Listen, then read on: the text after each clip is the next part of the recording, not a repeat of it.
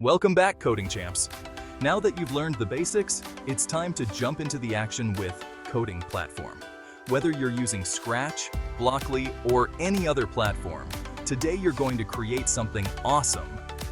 Coding Platform is designed to be super user-friendly.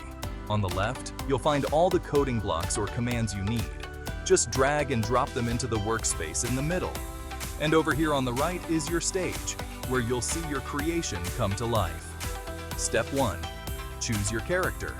Click on the sprite icon and pick your favorite character. This little guy will be the star of your animation. Step 2.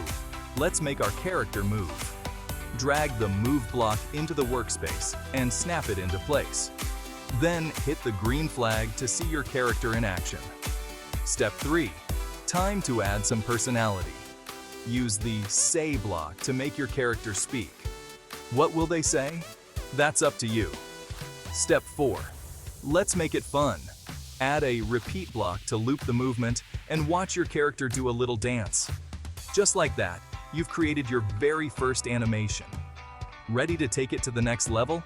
Play around with different blocks, try adding sound effects, or even create a background for your animation.